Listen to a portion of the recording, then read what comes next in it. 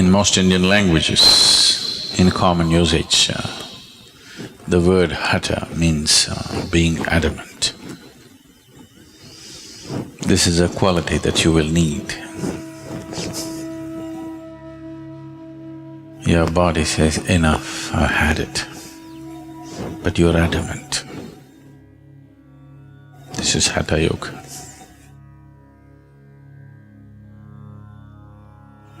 Your mind says, I give up, I can't do this anymore. But you are adamant, you simply do it. So Hatha Yoga is about creating a body which will not be a hurdle in one's life.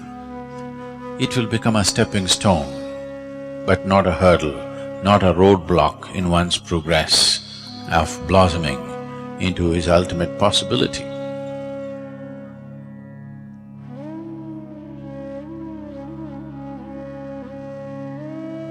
So simple tips. I am not known for giving tips. Bad reputation I have, but simple tips.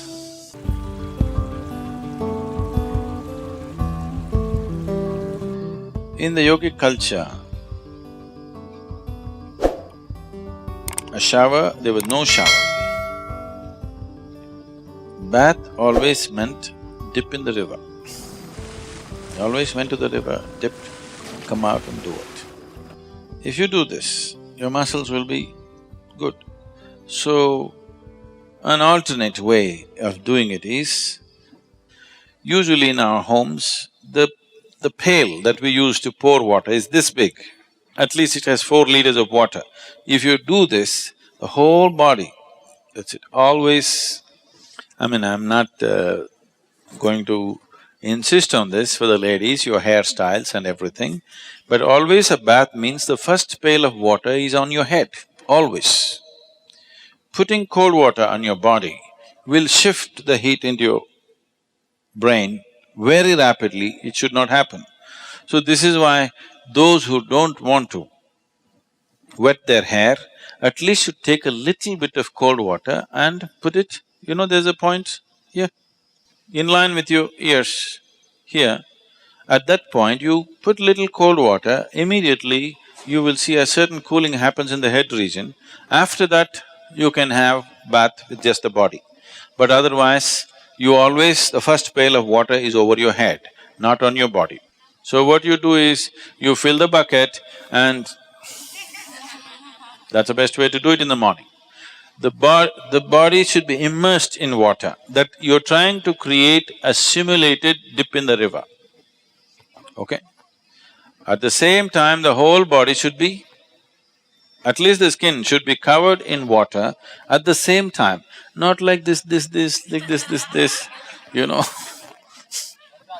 If you pour water, the body should think you're taking it for a dip. So, if you pour like this, there is a certain coolness in the system and muscles become very flexible. Shower can do it too, if the shower is forceful enough, or at least if the volume of water is good enough, shower can easily do that.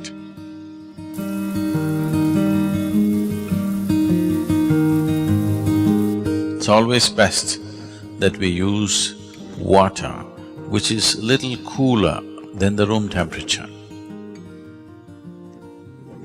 Just a certain volume of water to flow over you, or to be immersed in a water which is cooler than room temperature. Because if this happens, one thing that happens on the surface is the cells, the epithelial cells will contract. When they contract, they open up all the pores. The pores between the cells will open up. The cells themselves have pores. We don't want that to open. That will open if you put it in warm water. If you dip your body in a hot water tub, the cells will open up and take in water. That is not always a good thing to do.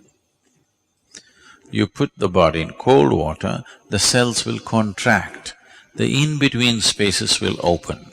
And that's important for practicing yoga, because we want the cellular structure of the body to be charged with a different dimension of energy. If the cells contracts and allow space and then you practice your yoga, then the cellular structure in the body is charged.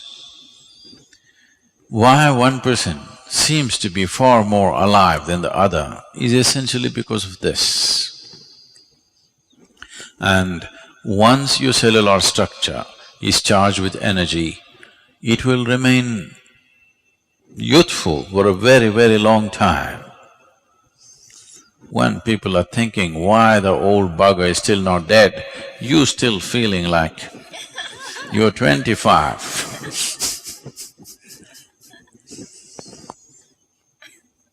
Hatha yoga is a way to frustrate the world also.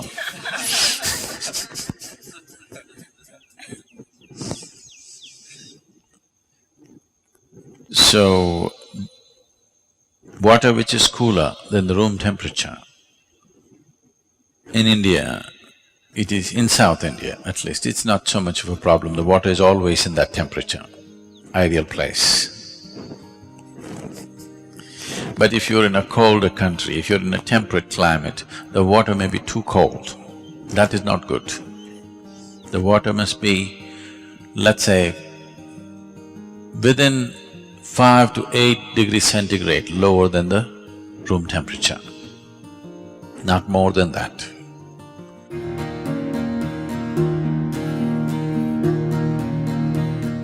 So if you have a tendency to catch cold initially, first couple of weeks, you put a spoon of eucalyptus oil in the water, cold water, and pour it over you. You will see your cold will go away, not because of the eucalyptus oil, just because of the cold water.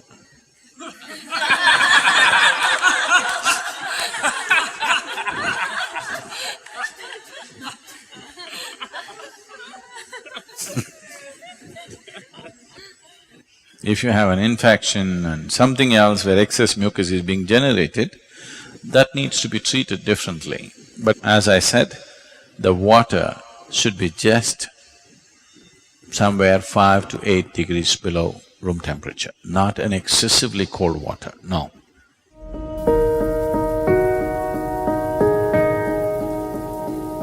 If there's any kind of interaction, any kind of mingling and mixing of whatever kind, if you're in a crowd for too long, when you go home, first thing is shower. You must do this. If it takes 3, 4, 5 showers in a day, it doesn't matter. For a sadhaka, it's good to shower many times a day. You shouldn't overdo it. But there were times when I used to shower minimum 5 to 7 times a day.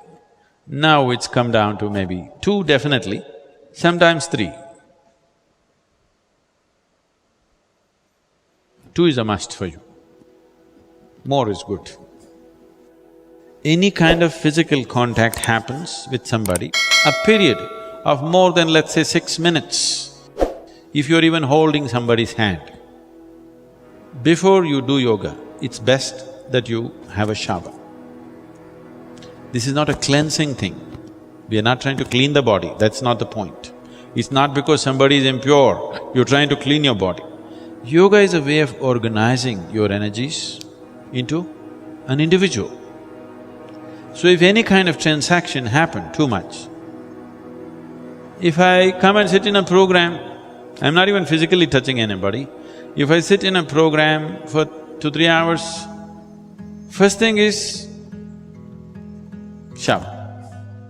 Because just the interaction creates a certain amount of… the integrity of your energy becomes little loose. So at any time, first thing when you go home, shower. Shower need not mean soap, shampoo, this, that. A bucket full of water, boom. Just water flowing over, it purifies. How does water purify without washing and scrubbing? Not like that. You know, in nuclear reactors, they're using certain metals, particularly metals like titanium and even platinum and few other things. If they want to purify these metals, they want metals in the purest form. In the normal laboratory process, they can only purify to a certain point, beyond that they're not able to purify. So what they do is, you make a rod of this metal and make another ring. Just move it up and down without touching. Just do this. You will see the metals will get purified. So 72% of your body is water. You just throw water over this, there is a certain purification. Not about washing the dirt on your skin, that is anyway there, that's a different thing. But a certain purification on a deeper level happens, just allowing water to flow over you. Have you seen, suppose you are very tense on a particular day, when you go and stand under the shower, you don't want to come out, you want to just stay there for some time. Those 3 minutes or 5 minutes in the shower hasn't solved any problem in your life, but when you come out, it looks like it's gone. You're like born fresh. Have you noticed this? You feel it's all gone because all that's happening is, this is largely 2/3 of it is water. If just water flows on this, certain things will change.